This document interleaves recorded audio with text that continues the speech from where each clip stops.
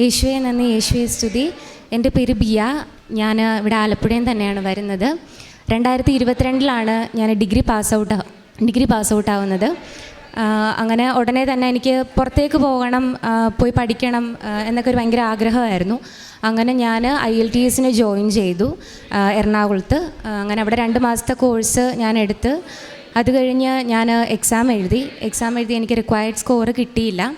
അത് കഴിഞ്ഞിട്ട് ഉടനെ തന്നെ, കാരണം എനിക്ക് 2023 മെയ്യിലേക്ക് തന്നെ പോകണം എന്നൊരാഗ്രഹമായിരുന്നു. അപ്പോൾ ഉടനെ തന്നെ ഞാൻ 2ാമത്തെ എക്സാമിന് ഞാൻ ഡേറ്റ് എടുത്തു. പക്ഷേ എനിക്ക് അതിനും റിക്വയർഡ് സ്കോർ കിട്ടിയില്ല. അത് കഴിഞ്ഞപ്പോൾ ഞാൻ ഈ യൂട്യൂബിലൊക്കെ ഇങ്ങനെ ഓരോരുത്തരുടെ സാക്ഷ്യങ്ങളും കൃപാസനത്തെ പറ്റിയൊക്കെ ഒത്തിരി കാര്യങ്ങൾ ഞാനിങ്ങനെ അറിയാനായിട്ട് തുടങ്ങി. അങ്ങനെ 2-3 പേരുടെ സാക്ഷ്യത്തിലൊക്കെ IELTS ഒരുപാട് പ്രാവശ്യം എഴുതിയിട്ട് കിട്ടാഞ്ഞിട്ട് പിന്നെ ഉടമ്പടി എടുത്ത് പ്രാർത്ഥിച്ചതിൻ്റെ ഫലമായിട്ട് അവർക്ക് കിട്ടിയെന്നൊക്കെയുള്ളൊരു അനുഭവങ്ങൾ ഞാൻ കേട്ടു. അത് കഴിഞ്ഞപ്പോൾ 2022 ഡിസംബർ 3-ാം തീയതി ഞാൻ ഇവിടെ വന്ന് ആദ്യമായിട്ട് ഉടമ്പടി എടുത്തു. അന്ന് എൻ്റെ ഒരു ഫ്രണ്ടും എൻ്റെ കൂടെ ഉണ്ട്. ഞാനും അവനും കൂടെ ഒരുമിച്ചായിരുന്നു IELTS ക്ലാസ്സിന് ജോയിൻ ചെയ്തതുമൊക്കെ.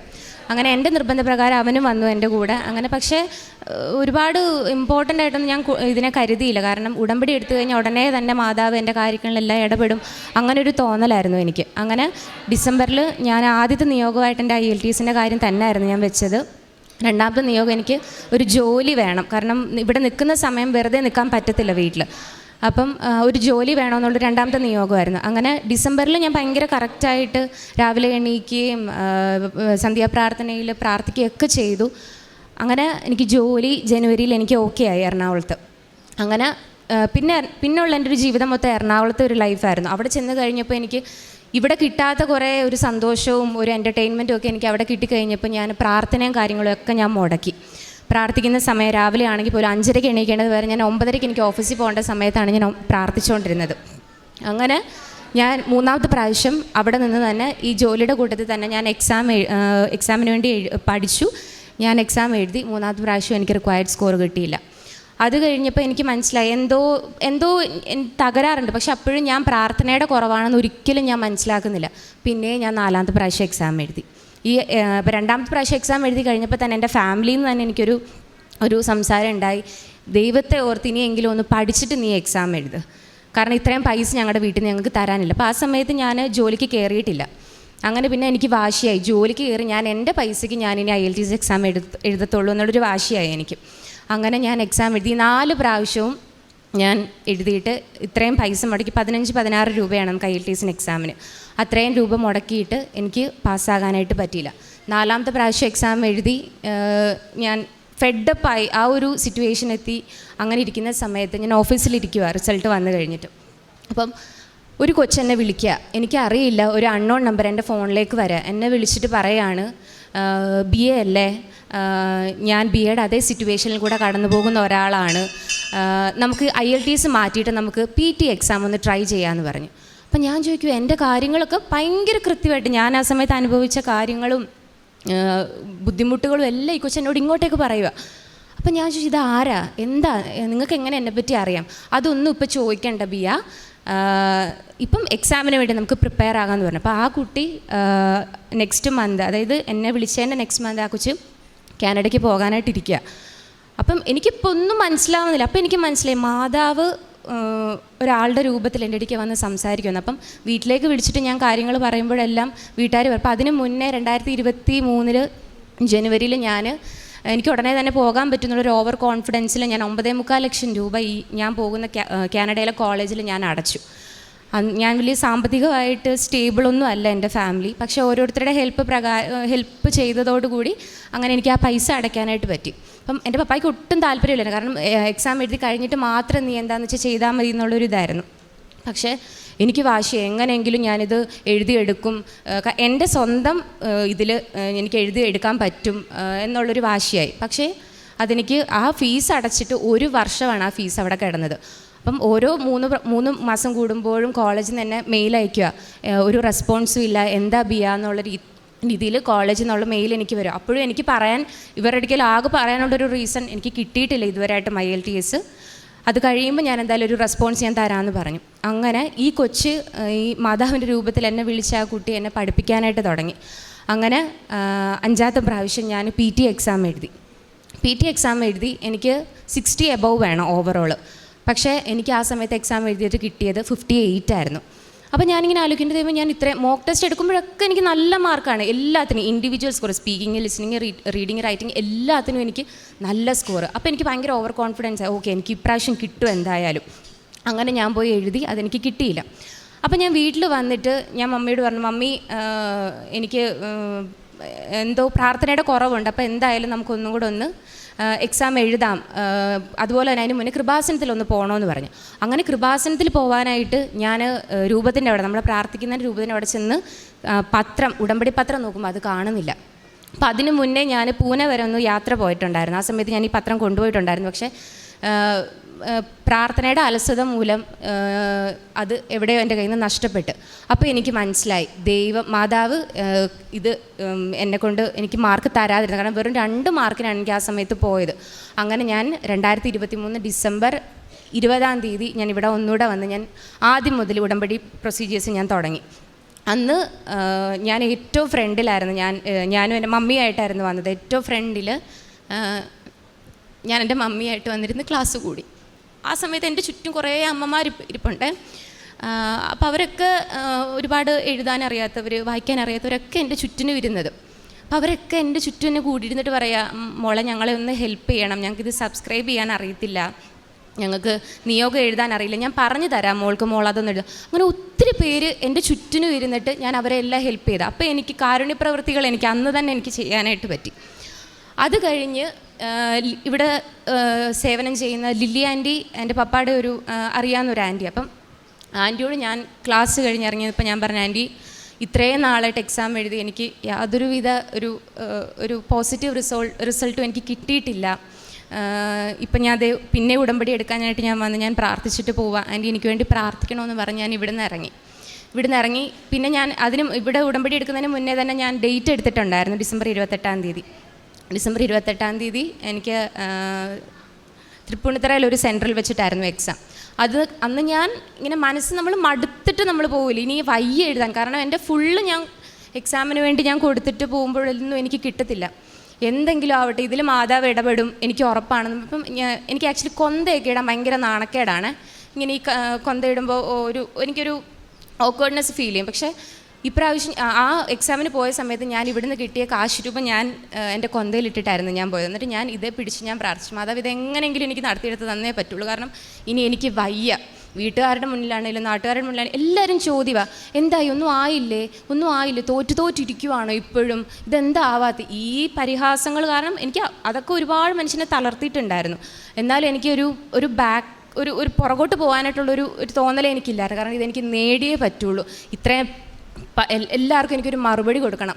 ഞാൻ ഇവിടെ വന്ന് പ്രാർത്ഥിച്ചതിൻ്റെ ഫലമായിട്ട് എനിക്ക് കിട്ടിയെന്നുള്ള രീതിയിൽ എനിക്ക് മറുപടി കൊടുക്കണമെന്നുണ്ടായിരുന്നു. അങ്ങനെ ആ സെൻറ്ററിൽ ഞാൻ എക്സാം എഴുതി പോയപ്പം ഞാൻ അവിടെ ഉപ്പ് കൊണ്ടുപോയിട്ടുണ്ടായിരുന്നു, ഇവിടുന്ന് വെഞ്ചരിച്ച് കിട്ടിയ ആ ഉപ്പ്. ഞാൻ അവിടുത്തെ ആ മണ്ണിൽ ഞാൻ ഇട്ടിട്ടായിരുന്നു എക്സാമിന് കയറിയത്. എക്സാമിന് കയറി ഞാൻ ഇതുവരെയായിട്ട് അറ്റൻഡ് ചെയ്യാത്ത രീതിയിലുള്ള ക്വസ്റ്റ്യൻസ് ആയിരുന്നു എനിക്ക് കിട്ടിയത്. എല്ലാം ഭയങ്കര ടഫായിരുന്നു.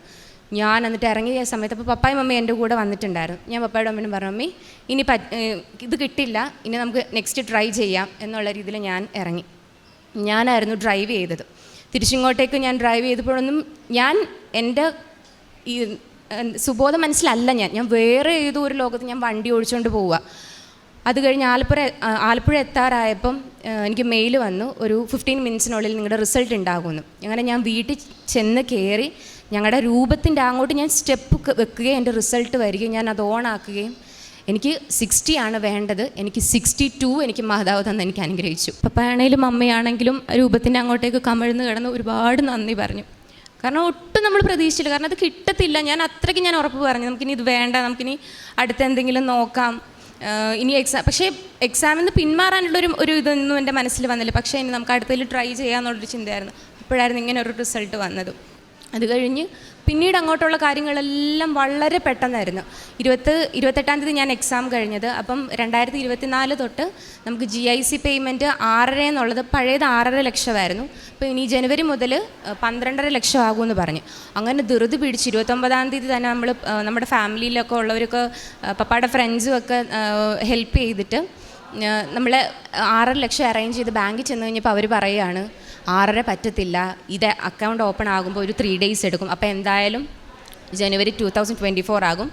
സോ നിങ്ങൾക്ക് അടയ്ക്കാനായിട്ട് പറ്റില്ലെങ്കിൽ നിങ്ങൾക്ക് 12:30 അടയ്ക്കാൻ പറ്റത്തുള്ളൂ എന്ന് പറഞ്ഞു. അപ്പോഴും ഞങ്ങളുടെ കയ്യിൽ നിന്ന് പോയി. ഇനി എന്താ ചെയ്യേണ്ടതെന്നല്ല, കാരണം 6:30 ഒപ്പിച്ച പാട് നമുക്കും ദൈവത്തിന് മാത്രമേ അറിയുള്ളൂ. അത് കഴിഞ്ഞപ്പോൾ മാതാവിൻ്റെ രൂപത്തിൽ പലരും നമ്മുടെ ഫാമിലിയിലുള്ളവർ ഭയങ്കര കുറവാണ്. പക്ഷേ പപ്പ അത്യാവശ്യം പള്ളിയിലാണെങ്കിലും നമ്മുടെ വീടിൻ്റെ പരിസരത്തൊക്കെ ആണെങ്കിലും ഒത്തിരി സഹായം ചെയ്യുന്ന ഒരാളാണ്. എൻ്റെ മമ്മി എന്ന് പറഞ്ഞു കഴിഞ്ഞാൽ മമ്മിയും ദൈവവുമായിട്ട് ഭയങ്കര കൂട്ടാണ്. ഒരു ദൈവത്തെ ഇങ്ങനെ വിളിച്ച് അങ്ങനെയുള്ളൊരു പപ്പായും മമ്മി എനിക്ക് കിട്ടിയിരിക്കുന്നത്. അങ്ങനെ പപ്പായുടെ ആ ഒരു ഓരോരുത്തരോടുള്ള ഇടപെടൽ കാരണം നമുക്ക് കുറേ പേര് സഹായിച്ചു. അങ്ങനെ ജനുവരി 1st വീക്ക് തന്നെ എനിക്ക് ആ 12.5 ലക്ഷം രൂപ അടയ്ക്കാനായിട്ട് പറ്റി. അത് കഴിഞ്ഞിട്ട് പിന്നെ എനിക്ക് ബയോമെട്രിക്സിനാണെങ്കിലും മെഡിക്കലിന് പോകാനാണെങ്കിലും ഒക്കെ മാതാവിൻ്റെ രൂപത്തിൽ ഒരാൾ അവിടെ ഉണ്ടായിരിക്കും.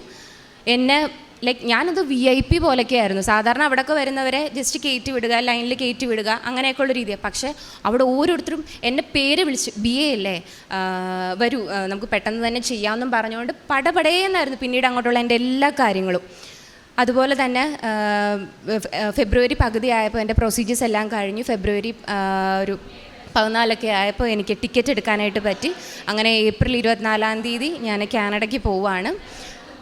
ഇതാണ് എൻ്റെ ആദ്യത്തെ സാക്ഷ്യം. അതുപോലെ രണ്ടാമത് ഞാൻ ഒരു 2 വീക്സ് ആയിട്ടുള്ളൂ. ഞാനും മമ്മിയും കൂടെ 3 മണിക്ക് ഞാനും മമ്മിയും കരണക്കൊന്ത ചൊല്ലിക്കൊണ്ടിരുന്ന സമയത്ത് ഞാൻ എൻ്റെ ലെഫ്റ്റ് സൈഡിൽ ബ്രസ്റ്റിൽ ഞാനിങ്ങനെ ജസ്റ്റ് ഇങ്ങനെ തൊട്ട് നോക്കിയപ്പോൾ എനിക്ക് ചെറിയൊരു തടുപ്പ് പോലെ ഫീൽ ചെയ്ത്. അപ്പോൾ ഞാൻ അപ്പം തന്നെ മമ്മിയോട് പറഞ്ഞു, മമ്മി എനിക്ക് ഈ സൈഡിൽ എന്തോ ഒരു ഇത് ഫീൽ ചെയ്യുന്നുണ്ട്, മമ്മി ഒന്ന് ജസ്റ്റ് ഒന്ന് തൊട്ട് നോക്കാൻ പറഞ്ഞു. അപ്പോൾ മമ്മിയും പറഞ്ഞ് ചിലപ്പോൾ ഇത് നീരിളക്കത്തിൻ്റെ ആയിരിക്കും, അങ്ങനെ ഗ്ലാൻഡ് അങ്ങനെ വരും, ചിലപ്പോൾ അതായിരിക്കും എന്ന് പറഞ്ഞ് വിട്ടു. പക്ഷേ എനിക്ക് അപ്പോഴും പേടിയായിട്ട് ഞാൻ അപ്പം തന്നെ ആ വെഞ്ചരിച്ച് തൈലം എടുത്ത് ഞാൻ ഇവിടെ കുരിശ് വരച്ച് പ്രാർത്ഥിച്ചു. എൻ്റെ മാതാവേ, ഇത് ഒന്നും ഉണ്ടാവരുത്, എനിക്ക് വയ്യ, ഇനി ഇത് എൻ്റെ ശരീരം കീറി മുറിക്കാനുള്ളൊരവസ്ഥ ഉണ്ടാവരുത് എന്നുള്ള രീതിയിൽ ഞാൻ പ്രാർത്ഥിച്ച് തുടങ്ങി. പക്ഷെ പിന്നീട് എനിക്ക് എൻ്റെ പേടി കൂടുന്നല്ലാണ്ട് എനിക്കത് അങ്ങോട്ട് മാറുന്നില്ല. അങ്ങനെ 2 ദിവസം കഴിഞ്ഞപ്പോൾ ഞാനൊരു ഹോസ്പിറ്റലിൽ പോയി. ഞാൻ ഡോക്ടറെ അടുത്തേക്ക് ഞാനിങ്ങനെ കാര്യങ്ങൾ പറഞ്ഞു. അപ്പോൾ ഡോക്ടർ ഇത് ജസ്റ്റ് ഇങ്ങനെ, അപ്പം അത്രയും ദിവസം വരെ ഞാനിത് എല്ലാ ദിവസവും പ്രാർത്ഥന ചൊല്ലുമ്പോൾ ഞാനിവിടെ കുരിശ് വരച്ച് ഞാൻ പ്രാർത്ഥിക്കുമായിരുന്നു, ഇത് പോവണം, ഇതെങ്ങനെയെങ്കിലും പിന്നെ ഇനി ഞാൻ തൊടുമ്പോൾ ഇതിനകത്ത് ഇത് കാണരുതേ എന്നുള്ള രീതിയിൽ. അങ്ങനെ 2 ദിവസം കഴിഞ്ഞ് ഹോസ്പിറ്റലിൽ ചെന്നപ്പോൾ ഡോക്ടർ ജസ്റ്റ് ഒന്ന് ചെക്ക് ചെയ്തപ്പോൾ പറഞ്ഞ്, ആദ്യമൊന്നും മിണ്ടുന്നില്ല, കുറേ സമയം പുള്ളി ഇതിങ്ങനെ ജസ്റ്റ് ഇങ്ങനെ ഭയങ്കര കൺഫ്യൂഷനിലിരിക്കുന്ന. അപ്പോൾ എനിക്ക് മനസ്സിലായി എന്തോ കുഴപ്പമുണ്ട് ഞാൻ ആദ്യം വിചാരിച്ചത് ക്യാൻസർ വല്ലതുമാണ്, ഇനി എൻ്റെ പോക്കിന് ഞാൻ എന്ത് ചെയ്യും, ഇത്രയും ഞാൻ പ്രാർത്ഥിച്ചതും ഇതിനു വേണ്ടി ഒരുങ്ങിയതും ഒക്കെ എന്തിനാ, അങ്ങനത്തെ കുറേ ചിന്തകളായി.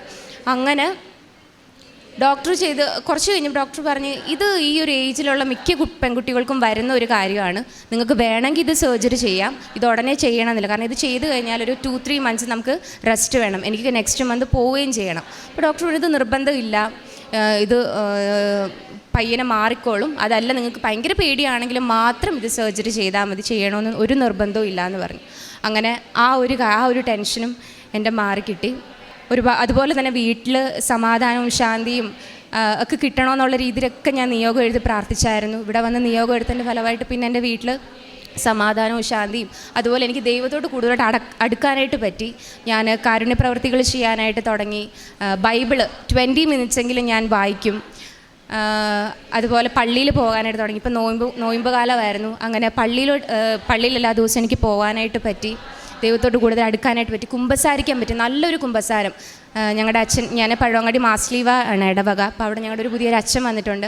ആ അച്ഛനിൽ ത്രൂ എനിക്ക് നല്ലൊരു കുമ്പസാരം കിട്ടി. അങ്ങനെ ഒരുപാട് അനുഗ്രഹങ്ങൾ ഞാൻ കറക്റ്റായിട്ട് ആ ഉടമ്പടിയിലുള്ള കാര്യങ്ങൾ പാലിക്കാനായിട്ട് തുടങ്ങിയപ്പോൾ പടപടേന്നായിരുന്നു ഓരോ കാര്യങ്ങൾ മാതാവിൻ്റെ ജീവിതത്തിൽ ഇടപെട്ടത്. അപ്പം എന്നെ കേട്ടുകൊണ്ടിരിക്കുന്ന നിങ്ങളോടൊക്കെ എനിക്ക് പറയാനുള്ളത്, ഇവിടെ വന്ന് പ്രാർത്ഥിച്ചിട്ട് നിങ്ങൾ ആ ഉടമ്പടി കറക്റ്റായിട്ട് മാത്രം പാലിച്ചാൽ മതി. എന്താണോ ഇവിടുന്ന് നിങ്ങളോട് പറഞ്ഞു തരുന്നത് അത് മാത്രം നിങ്ങൾ പ്രാർത്ഥിച്ചാൽ മതി. പിന്നെ ചിലർ പറയും, ഇത്രയൊക്കെ പ്രാർത്ഥിച്ചിട്ട് ഒന്നും ദൈവം എനിക്ക് ഒരു മറുപടി തരുന്നില്ല. അതും ദൈവത്തിനൊരു സമയമുണ്ട്, ആ സമയത്ത് നമ്മുടെ എല്ലാ കാര്യങ്ങളും നടക്കത്തുള്ളൂ. അതുവരെ നമ്മൾ വെയിറ്റ് ചെയ്യണം. നമ്മുടെ ക്ഷമയെ പരീക്ഷിക്കുക കൂടെ ദൈവവും മാധവവും ഒക്കെ ചെയ്യുന്നുണ്ട്. അപ്പോൾ അതുകൊണ്ട് പയ്യാണെങ്കിൽ നമ്മുടെ കാര്യങ്ങളെല്ലാം നടക്കും. ഇവിടെ ഒന്ന് പ്രാർത്ഥിച്ചവർക്കെല്ലാം അതിനനുസരിച്ചുള്ള അനുഗ്രഹവും കിട്ടുമെന്ന് എനിക്ക് 100% ഉറപ്പാണ്. എനിക്കും എൻ്റെ കുടുംബത്തിനും മാതാവും ദൈവകുമാരനും തന്ന അനുഗ്രഹങ്ങൾക്ക് കോടാനുകോടി നന്ദി.